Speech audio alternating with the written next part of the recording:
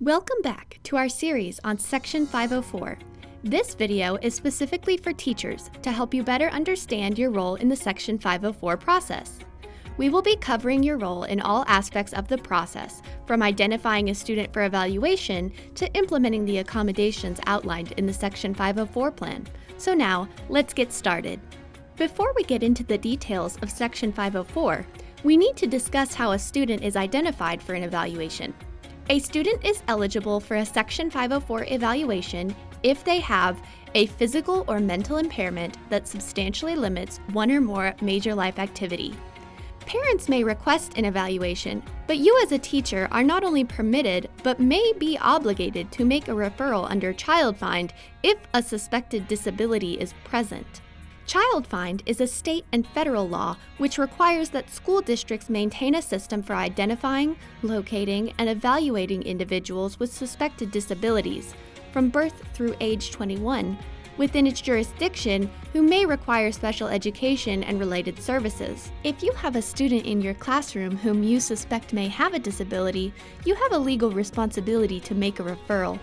The law requires that students with disabilities be served in their least restrictive environment. This can range from the general education curriculum with their non-disabled peers to the maximum support possible. This means your class, or any class for that matter, may have a mixture of students with Section 504 plans, individualized education programs, aka IEPs, or none at all. In a classroom with both Section 504 plans and IEPs, it's important to know the difference between the two. A student who needs special education services through an IEP requires specially designed instruction, which may come in the form of accommodations or modifications. A modification means a change in what is being taught. Under Section 504, students may need accommodations or a change in how they are taught. Although tempting, you should never modify instruction for a student who receives Section 504 services. You may, however, collect data to make a referral to special education if you feel like the student is not making progress. Before referring a student for an evaluation through Section 504, stop and ask yourself, does the student have a disability or just a difficulty? The purpose of Section 504 is to prevent discrimination on the basis of disability. Section 504 is often misunderstood as guaranteeing success for students with disabilities. However, Section 504 does not promise success. Rather, it promises students the opportunity for success, just like their non-disabled peers. It is easy to want to refer a student who is struggling in the classroom for a Section 504 evaluation, but if their struggles are not the result of a specific disability that substantially limits one or more major life activity, the student will not qualify for Section 504 services. It is important to note that, unlike special education, a student may have a qualifying disability under Section 504 without demonstrating an educational need. A student may be making straight A's and still need accommodations for equal access to the curriculum.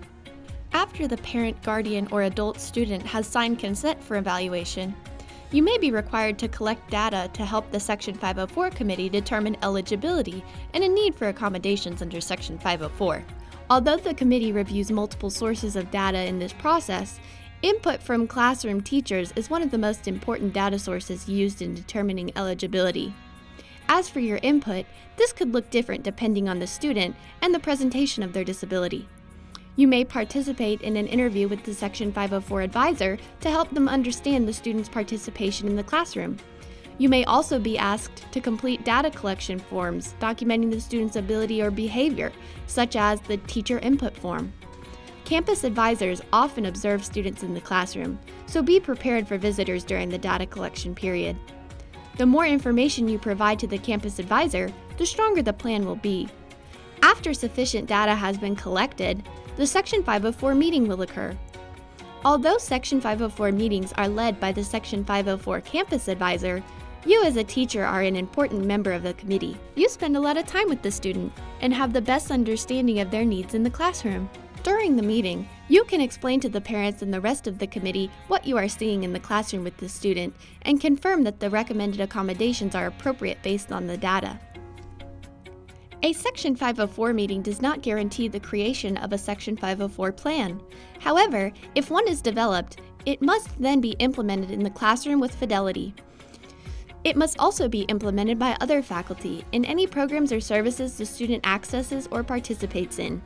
Along with receiving a copy after the initial meeting, you will also receive student Section 504 plans at the beginning of the school year or any time a change is made. When you receive the plan at the beginning of the year, your campus advisor knows that you received it by you signing and returning the receipt. At the start of the year, you will be required to sign an acknowledgement of receipt for all students with Section 504 plans in your classes. Beginning on the first day of school, you are legally obligated to implement the plan as written. Signing that receipt means you have received a copy and understand how to implement the accommodations. If you do not understand how to implement an accommodation, or if you do not believe an accommodation is appropriate, it is your responsibility to contact the campus Section 504 advisor for additional training. Section 504 is not optional, and there are legal ramifications for failing to implement them. If it's getting close to the first day of school and you have not heard from your campus advisor or received copies of Section 504 plans, reach out to them to confirm you have none or to request the paperwork. You should also be able to find copies of accommodations in Skyward and Frontline.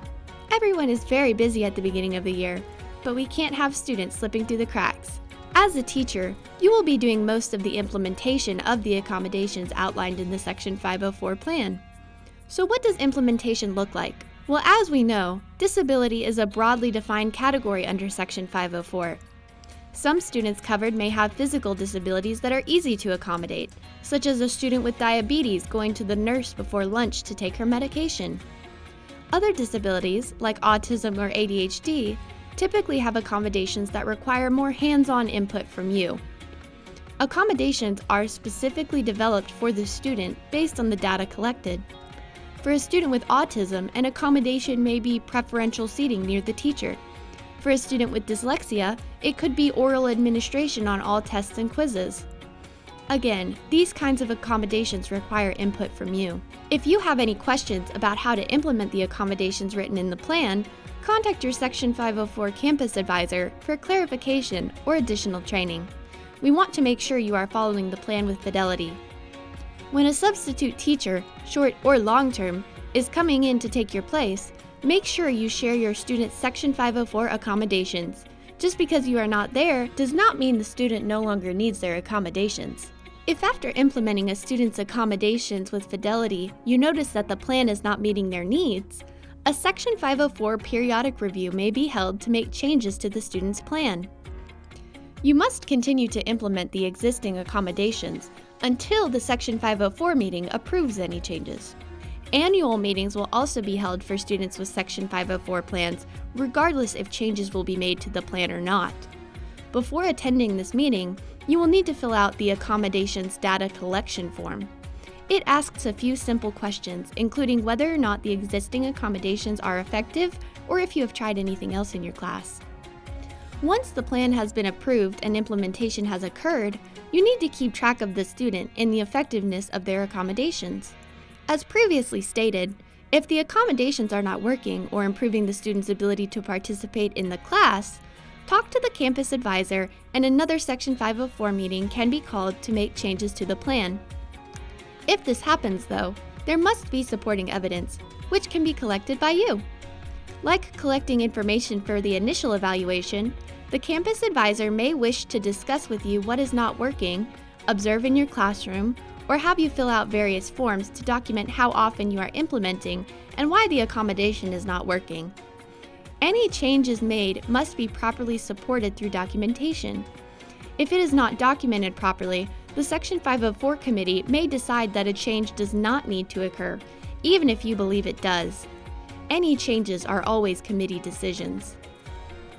I want to reiterate that not following the accommodations as they are written in the student Section 504 plan is against the law, and parents have a legal recourse if accommodations are not implemented with fidelity. As previously stated, if you find the accommodations are not working for the student, let the campus advisor know.